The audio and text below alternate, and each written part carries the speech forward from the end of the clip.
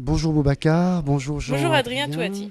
Et donc de la promo Élodie 2009, Grégoire, je suis bonjour. Thomas Tomatin, maintenant je signe Bonjour sur Émilie sur Antoine, le site vous de êtes Microsoft, c'est aujourd'hui les liens qu'on cadre a chez Microsoft, la filière télécom et réseau. Bonjour Émilie Antoine, vous êtes aujourd'hui cadre chez Microsoft, grand éditeur de logiciels que tout le monde connaît. Vous avez le même poste, ingénieur conseil grand compte. J'aimerais savoir, puisque vous êtes sorti de l'EFRAY en 2009, comment vous expliquez votre parcours.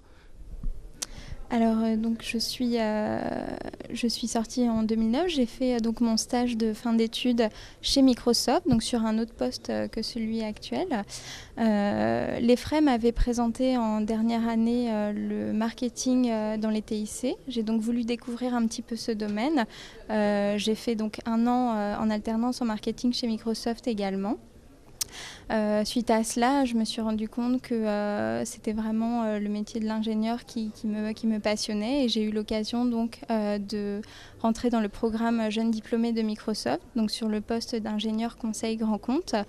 Ce qui m'a permis aujourd'hui de décrocher ce poste, c'est évidemment les compétences techniques que l'on acquiert à l'EFRAY, donc pas spécifiquement sur la technologie sur laquelle je travaille aujourd'hui, mais sur l'ensemble des connaissances et compétences techniques qu'on attend d'un ingénieur lorsqu'il arrive sur un métier tel que celui sur lequel nous sommes. Et bien sûr également les autres compétences que l'on a acquis à l'EFRAY, qui nous ont permis de ne pas être un technicien uniquement, mais d'être vraiment un ingénieur capable donc de tenir un discours cohérent et un discours technique devant des clients, capable de s'adapter à tout type de problématiques, de gérer des situations de crise. Donc tout un tas de compétences que l'on a acquis autant sur les formations et séminaires de l'EFRAY, mais également à côté lors de nos expériences en association. Merci. Donc en fait, vous avez aujourd'hui l'intelligence des situations, si j'ose dire, et vous êtes capable de vous adapter à des situations plus ou moins complexes. Voilà, tout à fait. De par notre métier, nous avons affaire à des clients qui sont différents presque chaque jour. Donc on découvre de nouveaux environnements avec de nouvelles personnes qui ont des problématiques tout à fait diverses. Il faut donc évidemment à chaque fois rentrer dans la situation des clients, s'adapter très rapidement parce qu'on est avec lui sur une courte période, et pouvoir être réactif dans certaines situations de crise de façon à lui éviter de perdre de l'argent, puisque l'outil informatique est aujourd'hui un outil au cœur de l'ensemble des métiers de beaucoup de sociétés. Donc on se doit de s'adapter très vite à certaines situations. Mais alors, qui sont vos clients ? Nos clients sont les grands comptes français, grands comptes français et internationaux clients de Microsoft. Ça va être des grandes banques, des compagnies aériennes, toutes les grandes compagnies du CAC 40 sont clientes de Microsoft, ont des contrats de support chez Microsoft. Et c'est chez eux qu'on va intervenir de 1 à 5 jours ou plus régulièrement 2 à 3 jours par mois dans le cadre d'accompagnement, de support, de formation lors de l'acquisition d'un nouveau produit, de migration d'un produit vers un autre. Est-ce que l'expérience internationale est décisive ? Et je pense notamment ici à un travail dans une équipe multiculturelle. Très importante, on fait partie d'une équipe qui est européenne et même plus, qui est européenne, africaine et asiatique.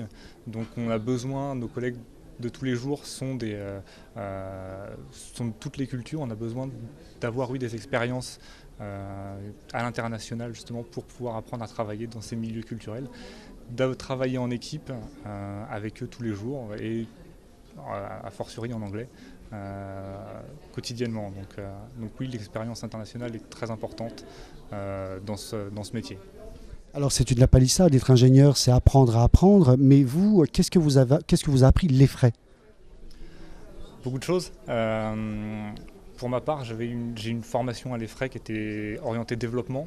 Je fais plus du tout de développement, mais toutes ces compétences acquises me permettent de mieux comprendre l'environnement du client, ses problématiques applicatives et donc l'interférence avec le système d'exploitation qui est mon cœur de métier. Et à côté de ça, toutes les compétences en communication, principalement en communication, parce qu'on fait beaucoup de formations sur notre poste. Je vous ai dit que c'est de l'accompagnement et de la formation en très grande majorité. Donc les compétences de communication sont importantes. Et après, toutes les compétences qu'on a également par les associations de gestion d'équipe et de travail avec des partenaires, ce qu'on fait quotidiennement. Donc. Votre investissement dans les associations a-t-il été important ou du moins a-t-il influencé votre parcours ? L'un ou l'autre ? Bien sûr, je pense que l'implication au départ, elle est modeste. On commence par un petit poste et puis ensuite on prend de l'assurance et donc on commence à organiser une équipe, à gérer des projets qui prennent de l'ampleur. On a aussi un accompagnement de l'EFREC qui est très important, donc ils nous soutiennent, ils nous font confiance. Donc on commence à s'impliquer de plus en plus et à monter des projets énormes qui nous permettent aujourd'hui d'avoir des compétences qui nous aident dans nos métiers de tous les jours parce qu'on prend confiance en nous. On sait de quoi on est capable aujourd'hui, on grandit à travers ces expériences-là et ce sont des choses dont on ne se rend pas compte mais qu'on utilise tous les jours. Vous me disiez tout à l'heure que vous aviez fait une présentation récemment devant le président de la République et devant le Premier ministre.